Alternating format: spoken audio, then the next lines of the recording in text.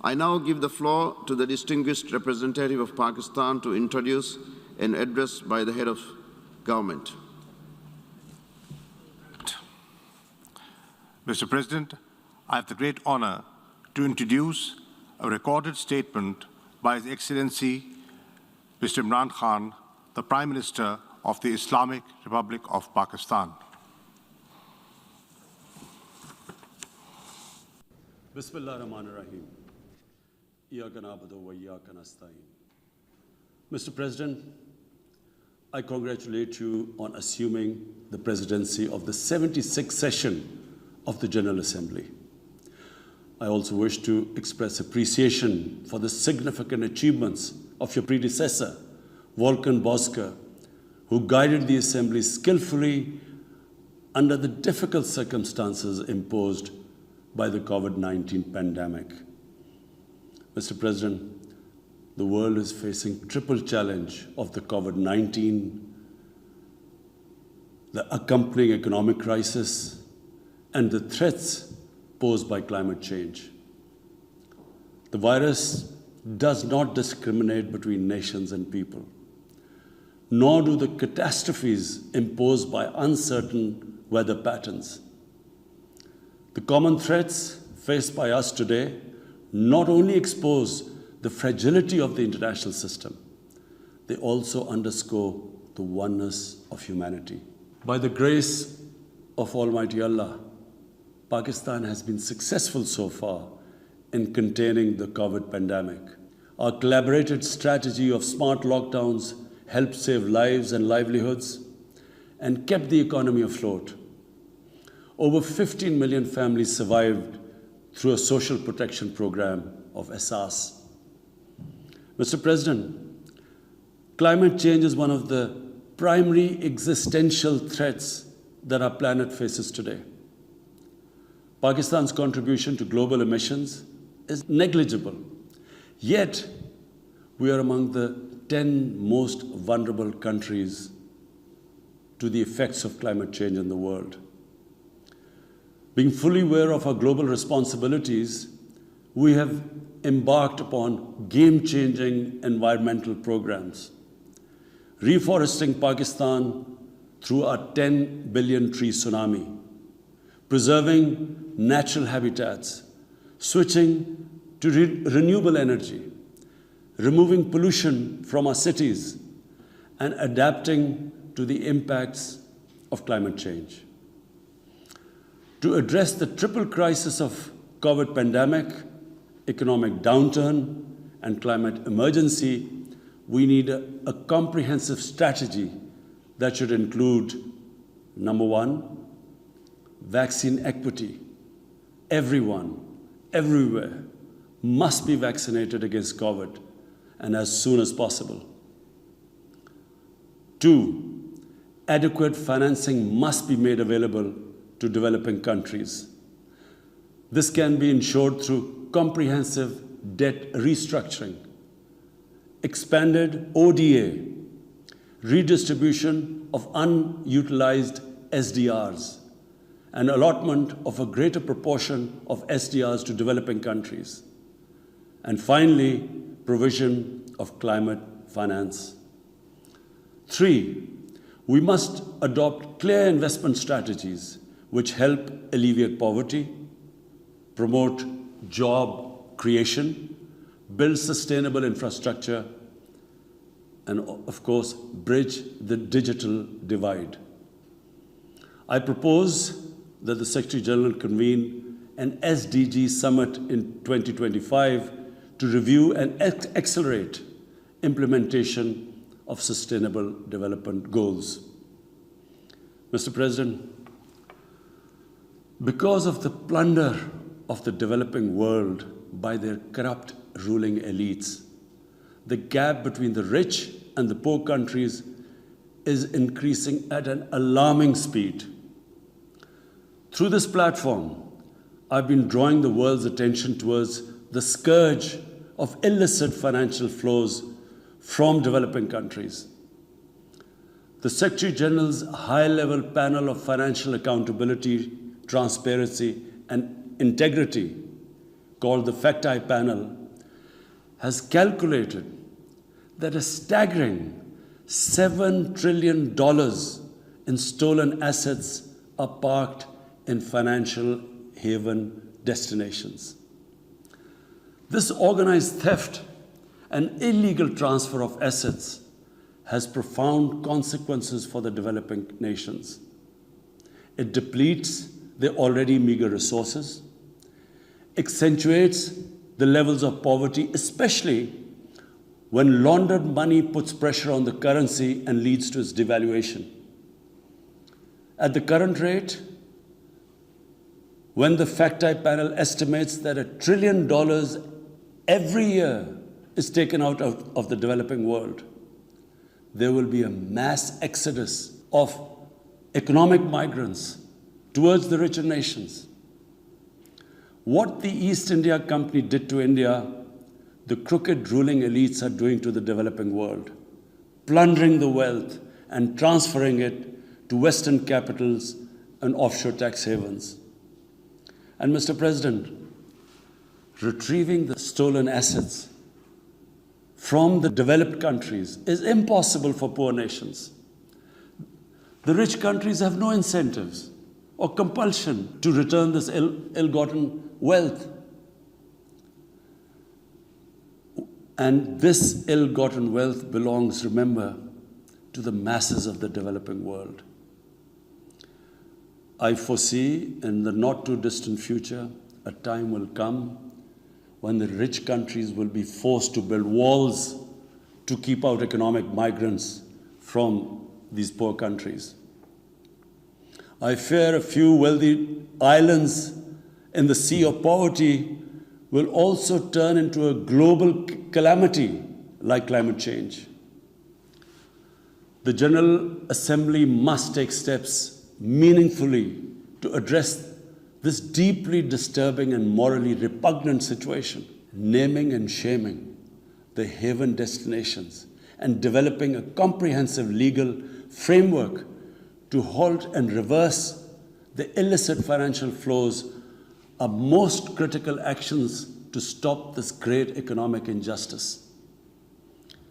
And at a minimum, the recommendations of the Secretary General's FACTI panel should be fully implemented. Mr. President, Islamophobia is another pernicious phenomenon that we all need to collectively combat. In the aftermath of the 9/11 terrorist attacks, terrorism has been associated with Islam by some quarters. This has increased the tendency of right-wing, xenophobic, and violent nationalist extremists and terrorist groups to target Muslims. The UN Global Counterterrorism Strategy has recognized these emerging threats.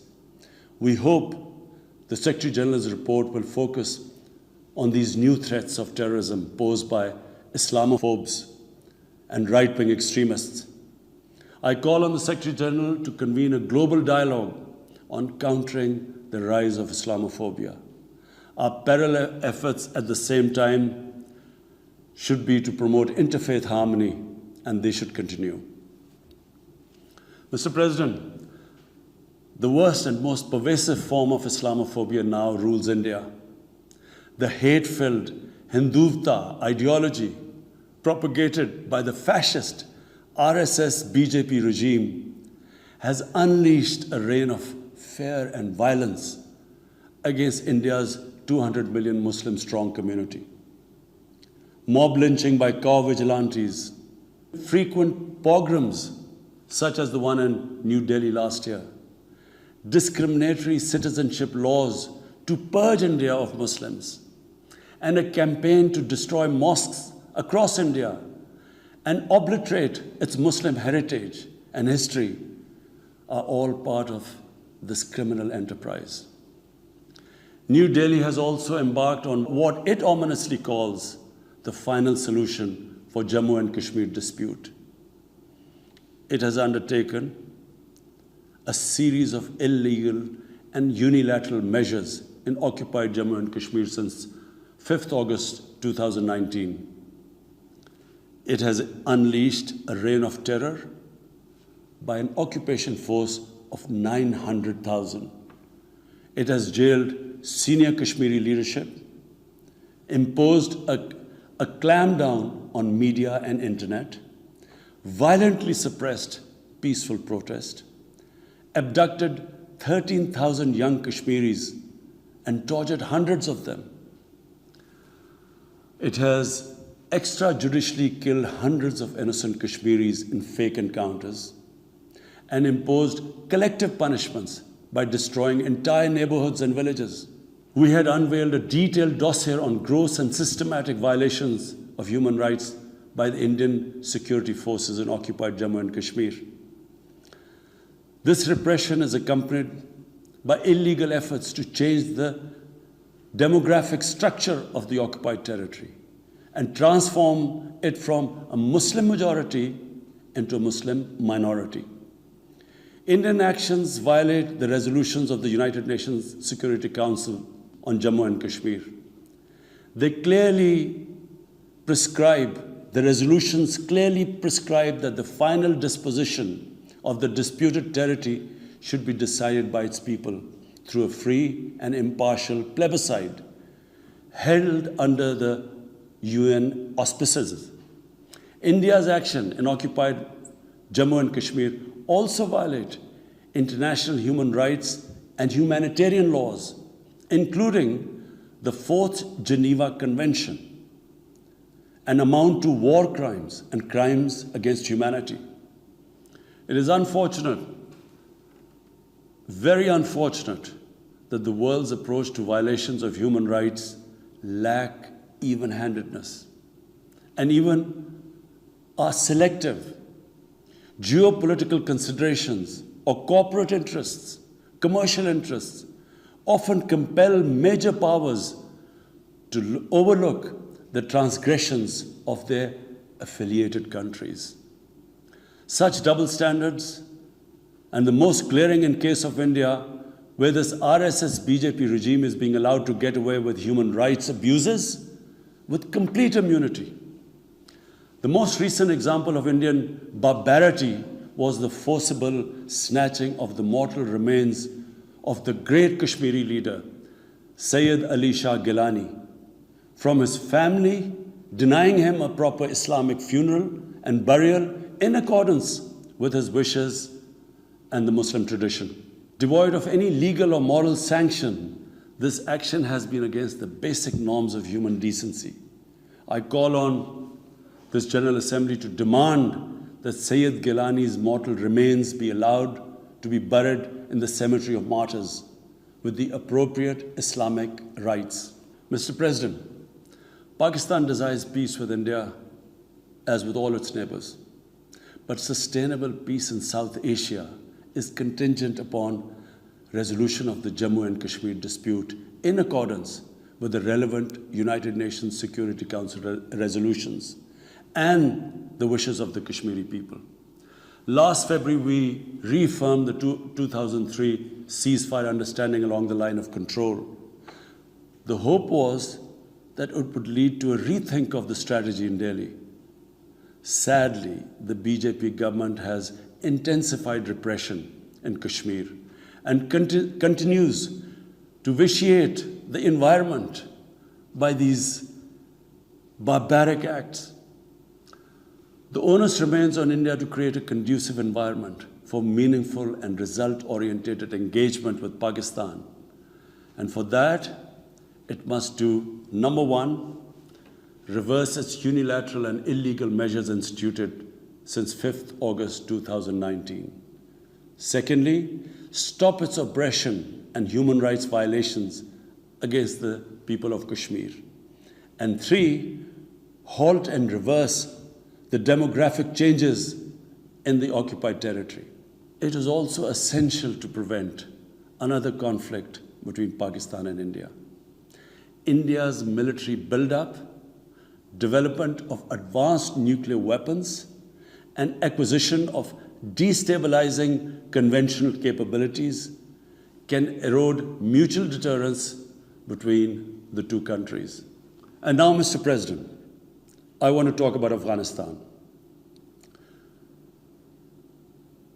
the current situation in Afghanistan, for some reason, Pakistan has been blamed for the turn of events by politicians in the United States and some politicians in Europe.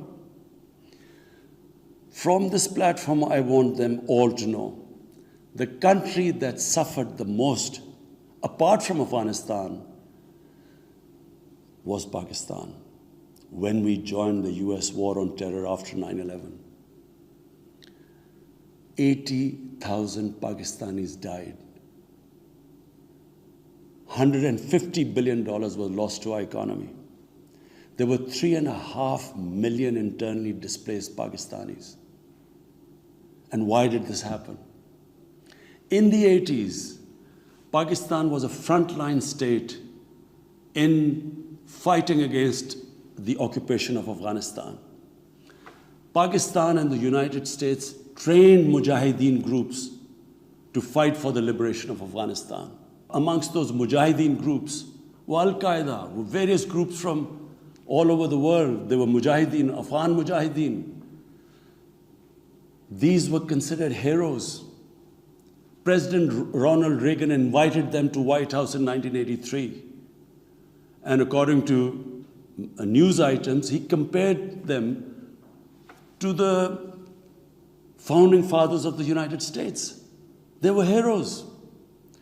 Come 1989, the Soviets leave. So do the Americans, abandon Afghanistan. Pakistan was left with 5 million Afghan refugees.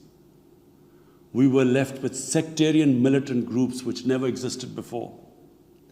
But the worst cut of it was that a year later, Pakistan was sanctioned by the US.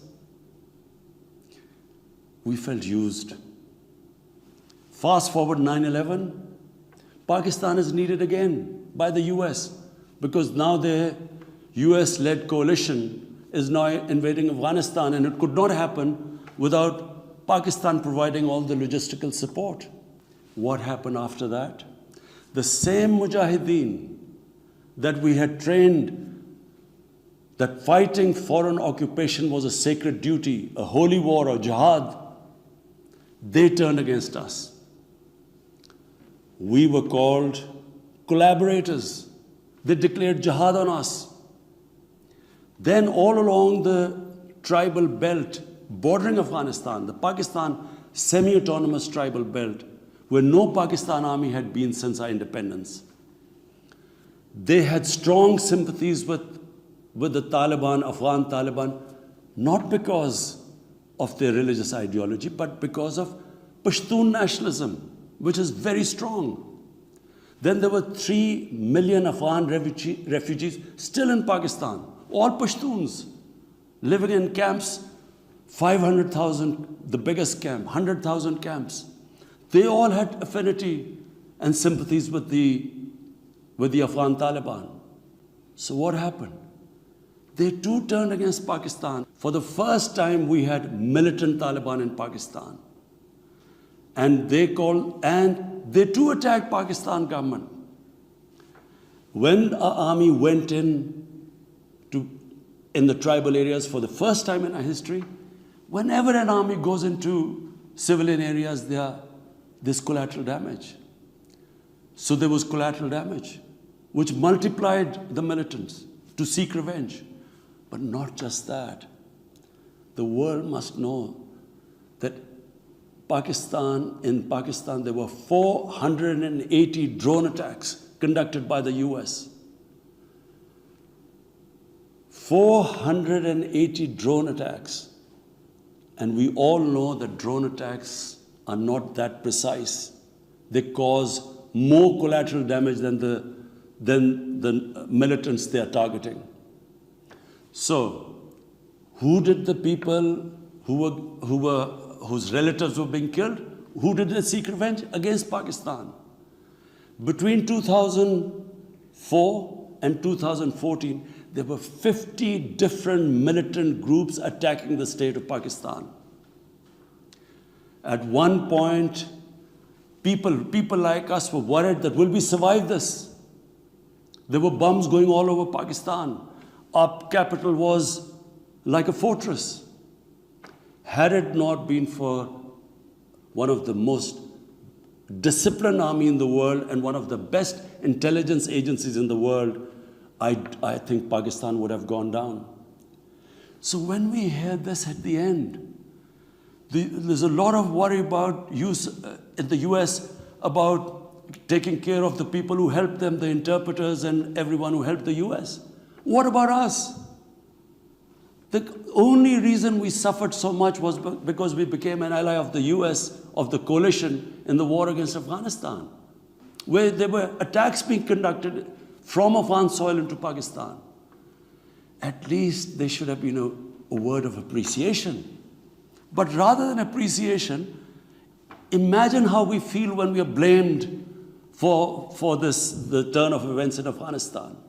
After 2006, it became apparent to everyone who understood Afghanistan's history that there would be no military solution in Afghanistan. I went to the US, I spoke to think tanks, I met at the time Senator Biden, Senator John Kerry, Senator Harry Reid. I tried to explain to them that there would not be any military solution and political settlement was the way to go forward. No one understood then. And unfortunately, in trying to force a military solution is where US went wrong. And if today,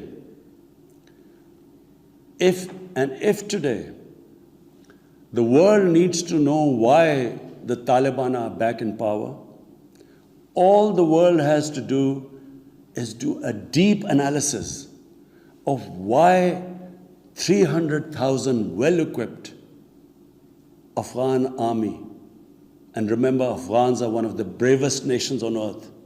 Why did this 300,000 Afghan army give up without a fight?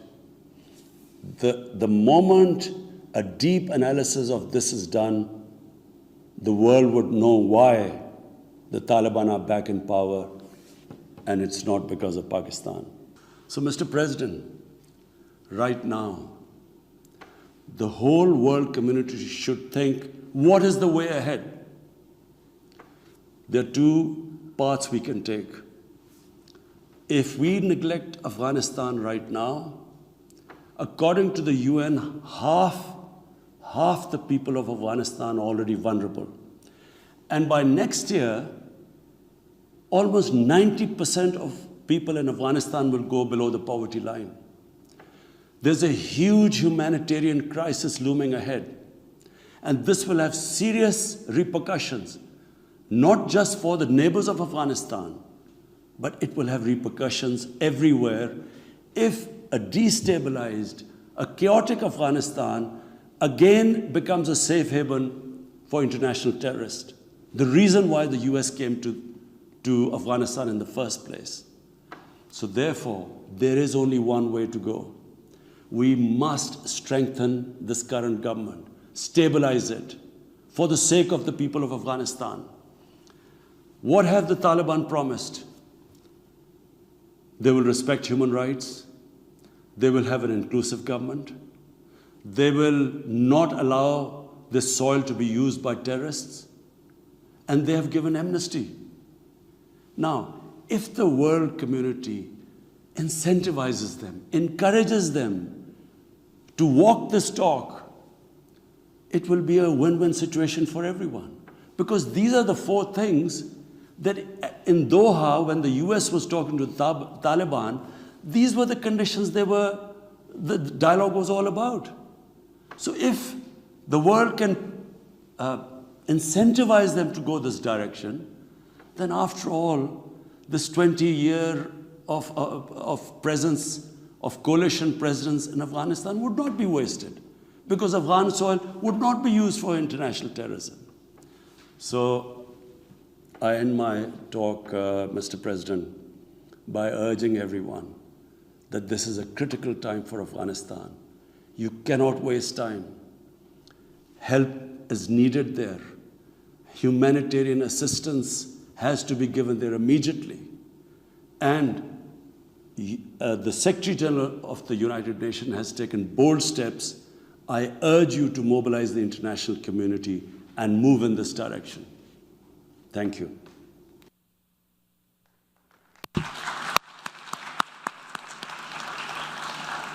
On behalf of the General Assembly, I wish to thank the Prime Minister of the Islamic Republic of Pakistan for the statement just made.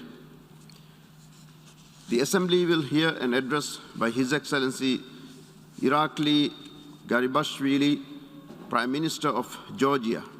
May I request protocol to escort His Excellency.